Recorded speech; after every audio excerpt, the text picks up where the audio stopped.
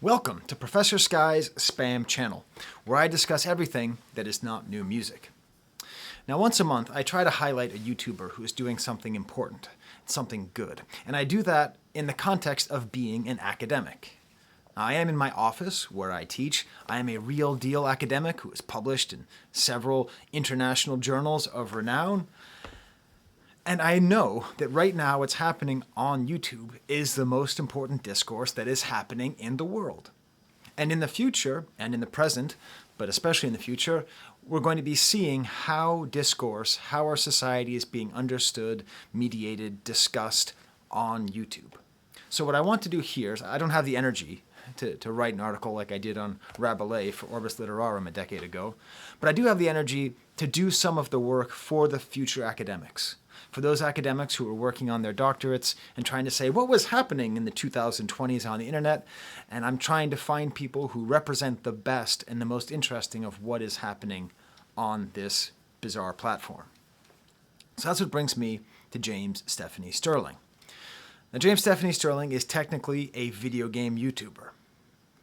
And I should mention, I own 4 Nintendo systems, different ones. I don't really play them. I play Pokemon Go every day. I play River Raid and Pitfall 2 on emulators, but that's about it. I'm not really a gamer.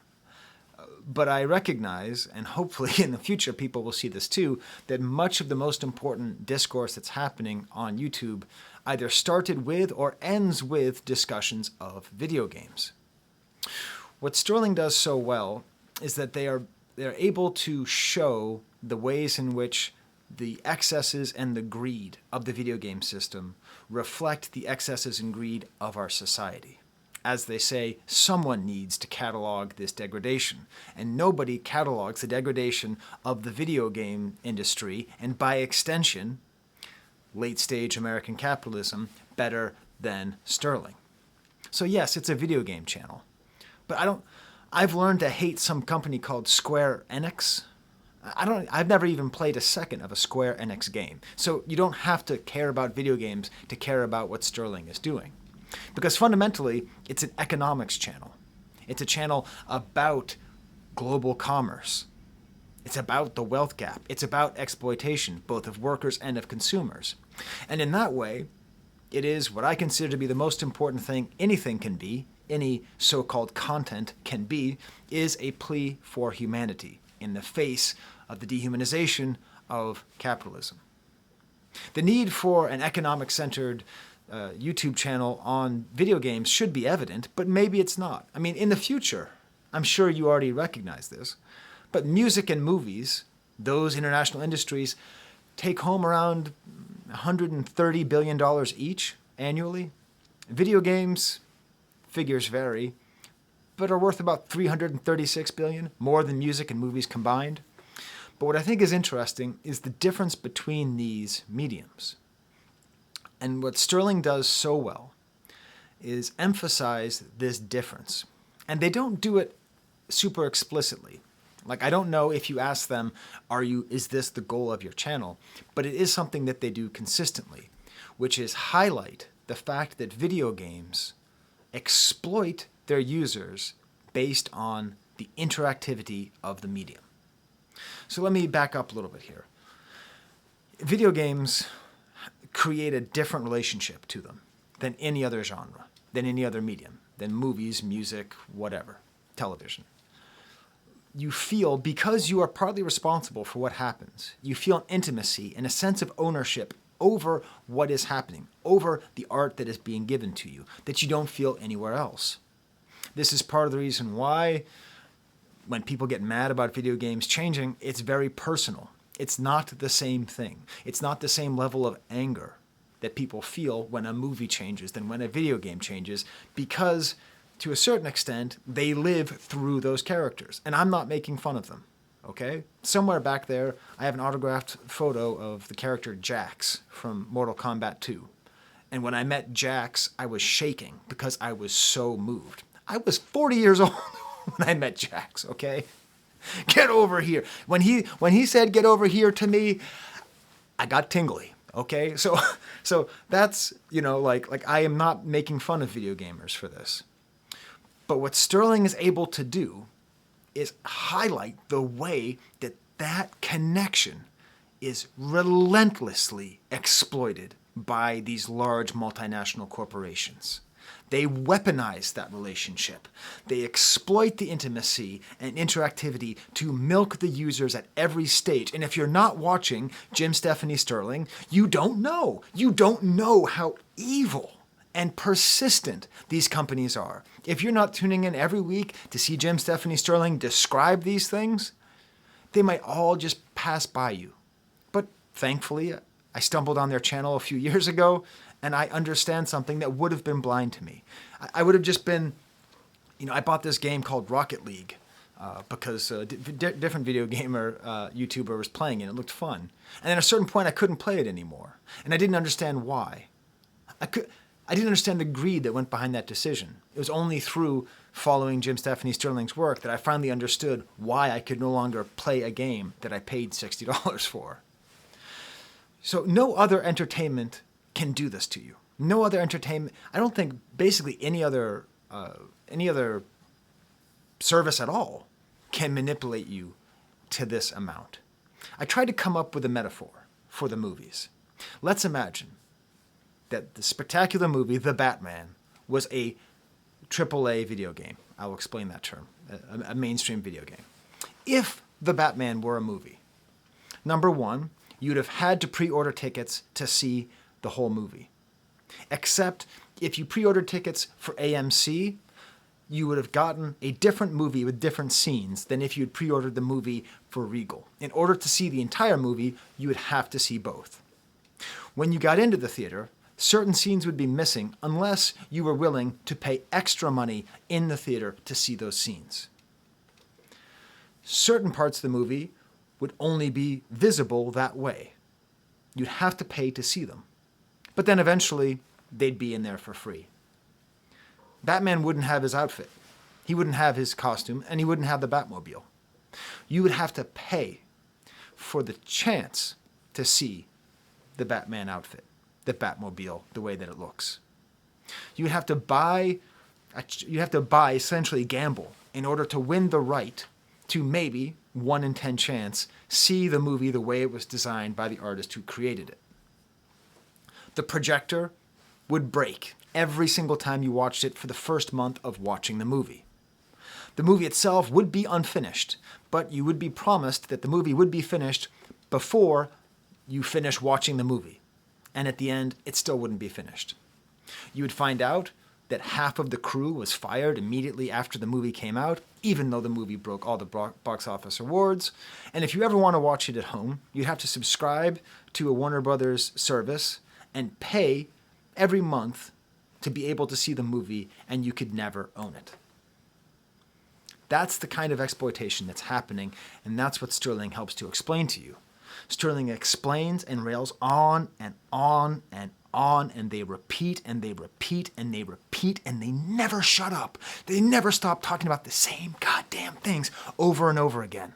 And don't you dare change the channel. Don't you dare. That's how they get you. That's how they wear you down. Because you just go, well, that's the way things are. They are a hero of resistance who will constantly badger on and on about these things, despite the fact it might not be good for their metrics or for their career, because these things need to be spoken of. We need to take video games seriously. We need to take video game discourse seriously. It's not a coincidence that most radical beliefs on the internet that are held by disillusioned young men start in video games. Some of them go towards alt-right capitalists, some go towards far-left socialists, but it's important that all of it, not all of it, most of it starts at some point through some discussion of video games. Again, I think that's tied into this intimacy of interactivity. What I think is interesting about Jim Stephanie Sterling is that they are very consistently, as I said, a humanist, but their position is basically everybody sucks and everybody's bad. And you might confuse that with misanthropy, of hating humanity, but I think it's the opposite. They have a beautiful essay about how charity is not really charity when it's done by billionaires. It's actually cruel and misanthropic. And I think what Sterling is doing is philanthropic in the sense of loving humanity and trying to take these things which we love, which are video games. Why do I still play River Raid when the game came out 40 years ago? Because I remember playing that as a kid. I enjoy it. I love the design. I never feel cheated. I can just play the simple game, this thing that I love, and I'm not being constantly exploited and constantly attacked. And in this way, Sterling's videos, I think, based on my limited research, but still, I've watched hundreds of hours of economic theory and social theory on YouTube. I think their work is the best and most clear-minded attack on free market capitalism on the internet. And it's because it's so focused, it's because it's so pointed on this one industry that we can take this micro and apply it to the macro. Now, before going on, I am a capitalist. I don't actually believe that humanism and capitalism are incongruous, but I will admit, the track record is not good. And if we look at the things that Sterling is saying, this is part of the reason why, like many academics, I would like a capitalism that has a lot more socialism there inside of it. The emphasis that they constantly go on, that Jim Stephanie Sterling constantly goes on, is that these companies don't want some money, they want all the money. And there could not be a more important lesson for their audience, because their audience is mostly young people who just like video games and want to talk about it, and they need to understand that that's the reality of the economic system that we all live in. It is not enough to have some money, it has to have all the money. So I'm going to go into a more developed study of their work. I'm going to tell you what I'm not going to focus on with Sterling. I'm not going to focus on Gimpressions, which are the sort of game reviews that they do. That's how they started, as a game reviewer. From what I can tell, they're a great game reviewer, but I don't play video games, so I don't know what Elden Rings. I don't know what Bloodstain or whatever those things are. I don't know anything that they talk about in their videos. I'm not also going to talk about Stephanie's Heaving Toy Chest, which is an amazing series where Sterling is also a toy collector, particularly of the old toy line Boglins. And in the event that you're watching, Jim Stephanie, I reached out, because I'm a toy collector myself, I have a huge Chewbacca collection. I reached out to some people that I know who have great prototype collections, and I tried to find you a Boglin prototype that I was going to gift to you in addition to my monthly Patreon. But Alex said that he would not sell it, so sorry. But I'm going to keep an eye out. But I'm not going to talk about toys. I'm not going to talk about like when you try to describe Jim Stephanie Sterling to people, it seems less and less probable, because you're like, oh, a games journalist who's also a professional wrestler. They are a professional wrestler, a very interesting personality who recently, I guess a couple of years ago, came out as non-binary. I actually almost didn't do this video because I'm too afraid of using the wrong pronoun, because I've watched so many hours before that announcement. But what I did was I realized it's more important to do that, and I printed out some of their tweets, where they say, if you make a mistake, don't feel bad. This is a journey. So I'm just going to put that up there. But if I do misgender, just put it in the comments, and I will remove it instantly through the clunky YouTube edit system, okay? I don't think I've done it yet, but if I do, please call on me. But I'm not going to emphasize that, except to say that they did lose a lot of subscribers when they came out as non-binary, which is abhorrible. There is a true bizarreness to Jim Stephanie Sterling's approach and personality, the outfits that they wear, kind of BDSM adjacent, some interesting sexual references, a sort of odd physicality. They are British, but they live in Mississippi. Why would you live in Mississippi if you're British and you're non-binary? It's a very confusing human being, just from an outside, just non-traditional, a unique person. But I'm not going to focus on any of those things, although they are interesting. Part of what makes them such a great personality. What I'm really going to focus on is their flagship show, which comes out every Monday, Gimpressions, which traces the degradation, and their focus on AAA games. So this is a term that Jim Stephanie Sterling uses almost every video, and it's my favorite thing about the channel. It's one of my favorite things of all time. There's a scene in The Simpsons where Rainier Wolfcastle puts on goggles. The goggles, they do nothing. That's one of my favorite quotes of all time, and AAA games is up there at that level of things that I love. May the Force be with you. AAA games. I love the way they pronounce this word with this bizarre accent, this mocking accent, and it's what focuses on what is a AAA game, what is a so-called AAA game. It's any of these major multinational corporations that own many, many different video games. Warner Brothers, Sony, Electronic Arts, Microsoft, Ubisoft, Blizzard, and Activision, Nintendo, these gigantic game corporations, which are in opposition to the independent game companies, which are sometimes better. So Jimpressions focuses on, and I really suggest you just do what I've been doing for the last the last 5 years, just 4 years, binge all of these Jimpressions. You will learn so much about our world and about the video game industry. Their style is very cool. They come out as basically a carnival barker with circus music mixed in with game footage, in front of and then they'll be in front of a green screen, and there'll be some weird stock footage also thrown in addition to certain images like of old 80s toys and cartoons, all kind of mixed in a sort of unsettling. I would say that one of their main things, and this comes partly from the Boglin toys that they collect, which are just disgusting and weird. They're a little bit younger than me, so it reminds me of Mad Balls, which is what I grew up with. But just kind of unsettling aesthetic. But then, at the same time, they're very entertaining, very funny, very personable, nice sort of back and forth with the editor. Justin, I believe is the name. Very well spoken, very clearly educated, good at repeating jokes, and great at just this repetition, this necessary repetition to emphasize the greed and the cruelty at all stages of the process. So what I want to do is take you through the things that I've learned that Jim Stephanie Sterling has taught me about the video game industry. Every stage, cruelty and greed reign. Did I just say reign? That's super cheesy. Cruelty and greed shall reign. Okay. Tell me in the comments if how I could have said that better. See, this is the problem with not having a script and just having notes. One, I can never be sure if I didn't accidentally misgender, and two, I will accidentally say things like, cruelty shall reign, at all stages of game development.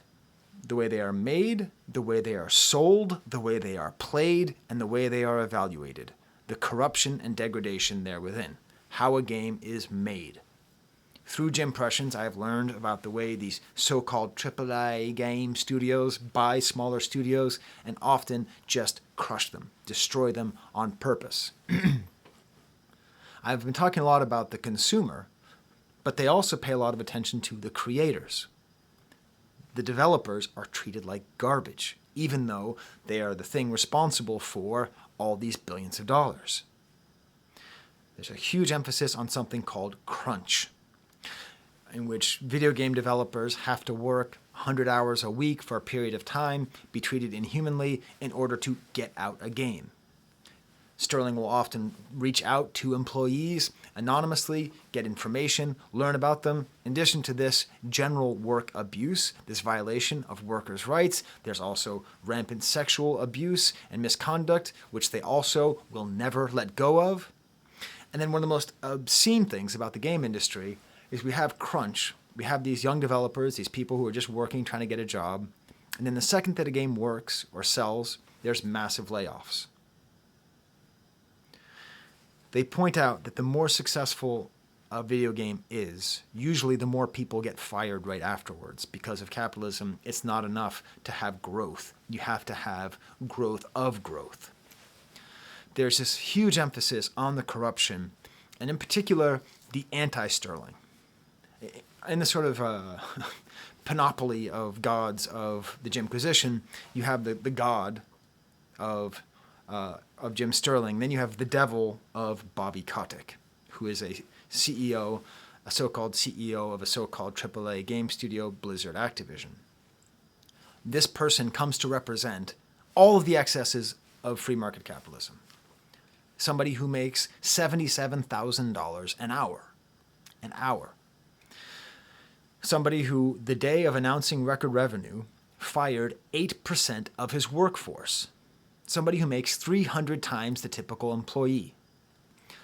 The wealth gap that has been growing and is the biggest problem economically that faces our country and our world can be epitomized by this one character, this one person, and the ways that he constantly institutes policies, which I'll be describing soon, to get more and more money out of more and more people while pocketing the money and firing people and giving himself bonuses. The revolution will start at Bobby Kotick's house. I think it will. I think so. Because he so clearly shows, and he's not alone, all CEOs show this, but he so clearly shows how corrupt the system is. Interestingly, Sterling compares Kotick to the CEO of Nintendo, who actually took a cut to his salary when Nintendo didn't do well. But Sterling still goes after Nintendo all the time for their sort of forced rarity and their copyright policy. I think, so you know, I should have said this before, I had a hard time figuring an example video to show you, like one video that exemplifies everything that Sterling does well, but I'll include a link to it up here anyways, in case you haven't seen it. I'll put it in the description as well. Something on Modern Warfare Remastered or Mastered, a video game I've never even heard of, but just in this one video, Sterling describes how it's an old game with all the different forms of greed and corruption that can be put into a video game are in here. So, we have the corruption of how games are made. Then how games are marketed and sold. Pre-orders, where games are sold based on a promise and different things are given to different people depending on where they buy it, so you can't actually buy the thing that you bought. Games that are sold unfinished, with something called a roadmap, in which a video game sells you the idea of what's going to happen to the video game in the future, with a promise that it will be continued to be built, but most often it's not. You're literally buying a highway that is half paved, and it will probably never be paved. Sterling talks a lot about live services. Live services is how they pronounce it, in which video games have moved from things that you can own to things you have to interact with at all times. Games that have to be going 24 hours a day. Games which, in theory, oh, that's great, they keep on activated, but actually, you're paying for online services. You're paying for something called a season pass, which gives you access to the material that you should have been given in the first place. You're paying for extra content, which often is locked within the game anyways. So you buy something, you buy a book, but some of the pages are locked. And so you have to, after buying the book, you have to give the book more money to open up the page. All these things. And this is just in how games are sold. They describe how games are reissued and remastered. And one of the best things that they did is they explain one of the myths that is at the heart of how video games are made and how they're monetized, which is that their prices have never gone up, and that's why they have to do all this. They explain clearly how it doesn't matter that video games have not had a rise in their prices, how video games are still overpriced, and now, of course, they've gone from $60 to $70, which then leads in to the most insidious thing in all of gaming, which I had no idea about because I just don't play enough video games. Section 3, how the games are played. Games are intentionally bad. Video game companies are intentionally bad. They intentionally make games worse to get more money from you to make them better. What Sterling traces throughout the years is, on your phone, there's free games. And the way those companies make money, like Pokemon, is you pay stuff to make the game better. It's called free to play. But what happens is it becomes fee to play because you have to pay in order to enjoy it. What the video games have done, what the AAA video game companies have done, is they've instilled the free-to-play mechanics inside of games that you paid $70 for. This is how they milk your love of the game. how they milk your love of video games, of the content, of the art that you are consuming. One of the most obscene expressions that's used constantly is microtransactions. So you buy a game. And there's an example where you literally pay $1 to be able to change the hair of your color. It's all confusing, where games will have different forms of currency, where real money can be turned into one currency, which then has to be turned into another currency, which then has to be used to buy something. It's intentionally confusing. On top of that, these microtransactions are often sold as being purely cosmetic, but these companies understand very well that the cosmetic nature of a game is inherently linked to people's how they enjoy a game. The reason they'll pay for it is because it matters. But the worst part is that some of these things that you can buy make the game better, make it easier to win. So the only thing they can do is they can say, well, you don't have to buy it. You can, if you choose to, achieve these, get these elements. You can get the magical spoon.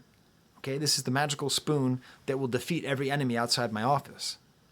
Now, I could sit here and do this video for 7 hours and get the spoon, or I could pay $1 to get it. They make it so you have to grind. You have to play a game in a way that is not fun in order to get the item that will make it fun. And this is after paying $70. You pay $70 and then they twist your nipple until you're willing to pay more. On top of all this, part of the way they've instilled microtransactions is not even by selling you something. They sell you a gambling mechanic to hopefully get the thing. So there's 3 boxes. In one box, there's the water bottle. In the other box, there's the cell phone. And in the other box, there's the magic spoon. But you can't see in the box. So you pay $1, you get a mystery box, it's called a loot box, and you open it up, and you got the water bottle. So you give another $1. You got another water bottle. So you give another $1. You got a phone case. You keep going and keep going. And as Sterling points out quite well, this is an idea that is understood by the people who make this as a way of manipulating people using the same tactics as casinos do. How to turn players into payers. That's their term. And Sterling is part of the reason that these loot boxes have been basically kicked off of video games. Really. It's amazing. Partly because of their work, they've managed to get this mostly out of our video game economies because it's so gross, and it legitimately preys on the neurodivergent, and all over Europe they're now deciding that it's actually gambling because it is gambling. They also talk about the way that games are ridiculously trendy, the way things change, the way it used to be that most games are first player, now no games are first player, and all games now are online services. Actually, now all games are open world. Part of what makes them such a good reviewer and understander is they're able to trace these trends and show the way that these terrible companies are following the money and using the money. Finally, how the games are evaluated and perceived. Sterling doesn't save all of their anger and ire towards the companies, also towards what they call the gamers trademark, which are video game players who feel that they own the video games that they play, that they have a certain right, a certain kind of toxicity, often sexist, often racist, and bizarre, just a bizarre anger. And Sterling constantly stands up to these people. And what's interesting is they started off as a real games journalist at an actual games journal, but because they were too honest and refused to give a good review to a game, they had to go independent. So at the end here, not really the end, I'm going. Their videos aren't as long as mine, but whatever. This highlights the fierce independence of Jim, Stephanie, Sterling. As a YouTuber, they make me feel like bad. Like, I don't monetize a lot. I really don't. But I feel like, I don't know. I feel like Game Theory or something. They have a great video, Sterling does, called "I Won't Be Sponsored by Your Trash Product." Now that I have a business website and I get all these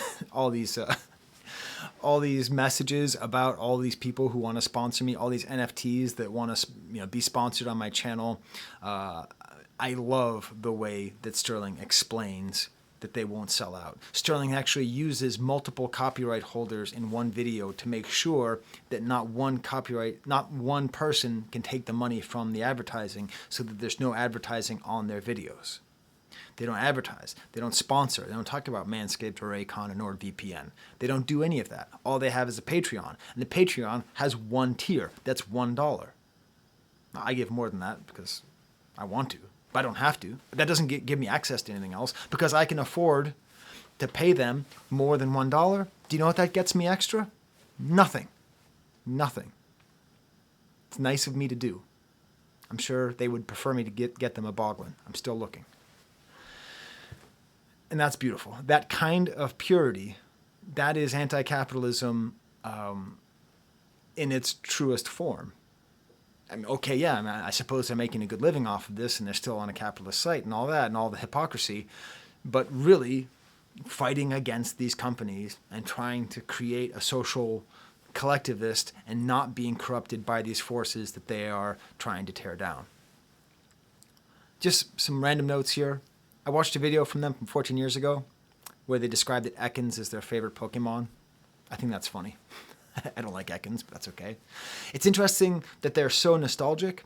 Nostalgia is very dangerous, as you know. It leads to fascism. I'm very nostalgic as well. I'm a toy collector as well. But I think we are both examples, Sterling and myself, of how you can be nostalgic and collect toys and like your childhood without also thinking it was great when people had less rights.